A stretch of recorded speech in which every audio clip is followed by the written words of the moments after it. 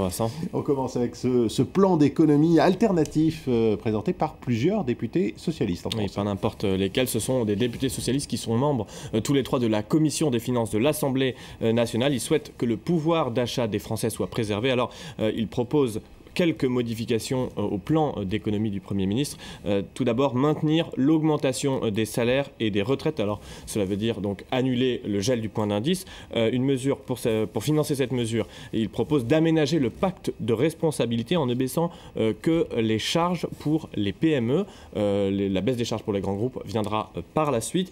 C'est un avertissement, surtout lancé au gouvernement qui présente demain le détail de son plan d'économie, un plan sur lequel la majorité est toujours divisée. Écoutez Karine Berger, l'une des députées à l'origine du projet. Pour tous ces Français avec des revenus moyens, des revenus modestes, ce n'est pas le moment de demander un effort sur le pouvoir d'achat. Donc l'idée, c'est de proposer une adaptation à la marge, 3-4 milliards à recaler sur ce plan d'économie de 50 milliards. Et peut-être que ce recalage qui protégera les Français et leur pouvoir d'achat permettrait aussi de rassembler les députés derrière le plan d'économie. Dans la préparation de ce plan d'économie, il y a évidemment un élément qui est fondamental, Georges, c'est le taux de croissance. Et Bercy vient justement de mettre à jour ses prévisions. Ouais, elles sont un petit peu plus optimistes que prévu, mais elles restent très raisonnables. Pour 2014, la prévision passe de 0,9% à 1%. Pas de changement pour 2015. Pour 2016 et 2017, en revanche, l'amélioration est plus notable. Avec ces prévisions, Bercy reste surtout très proche de celle de la Commission européenne, un signe que le gouvernement souhaite donner des gages de sérieux à Bruxelles. Il faut savoir que ce plan d'économie sera également validé par la Commission européenne. Un rejet serait catastrophique. C'est donc la crédibilité du gouvernement et de la France qui est en jeu. On jette un coup d'œil à présent, Georges, au marché financier. Après les fermetures de Pâques, c'est aujourd'hui le retour à la normale. Oui, l'Europe a ouvert aujourd'hui plutôt dans le vert en attendant la vague de résultats d'entreprises aux États-Unis. Vous le voyez à Londres, à Paris et à Francfort. La hausse est quand même timide puisqu'on attend les résultats des nombreuses entreprises américaines qui seront publiés cet après-midi. Même tendance, mais cette fois-ci plutôt dans le rouge. En Asie, le Nikkei et le Hang Seng ont terminé donc la séance dans le rouge. Et parmi les entreprises qui ont publié leurs résultats, il y a Netflix et on peut dire que les résultats justement sont au rendez-vous. Oui, son bénéfice a été multiplié par 20 en un an et puis les utilisateurs affluent par millions, plus de 4 millions en 3 mois seulement. Malgré ces très bons résultats, les dirigeants ont laissé entendre que les prix pourraient augmenter. Les explications de Nathalie Gallois. Aux États-Unis, un tiers des vidéos diffusées sur Internet passent par lui et rien ne semble pouvoir arrêter le géant Netflix.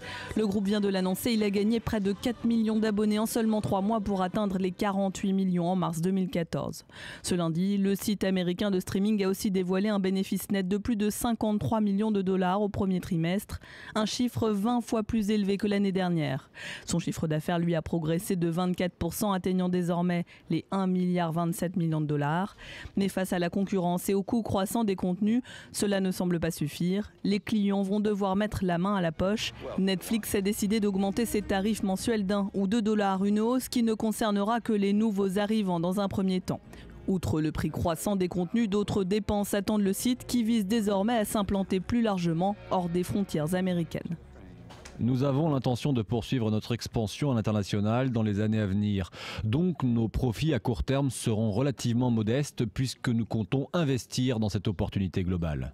Autre inquiétude pour Netflix, la fusion à plus de 45 milliards de dollars annoncée entre les deux plus grands câblo-opérateurs américains, Comcast et Time Warner Cable. Netflix craint l'émergence d'un groupe tentaculaire qui pourrait profiter de sa position dominante pour imposer des tarifs de connexion élevés. Voilà, on passe à ce qui fait l'actualité des entreprises, en bref et en images. Novartis confirme le rachat des activités liées au cancer du laboratoire GSK. L'opération s'élève à 16 milliards de dollars. En échange, le géant suisse va céder son activité vaccin pour 7 milliards. Une réorganisation stratégique majeure pour Novartis qui souhaite mettre fin à plusieurs années décevantes. Shandong Airlines commande 50 Boeing pour 4,6 milliards de dollars. Un achat massif pour une petite compagnie chinoise.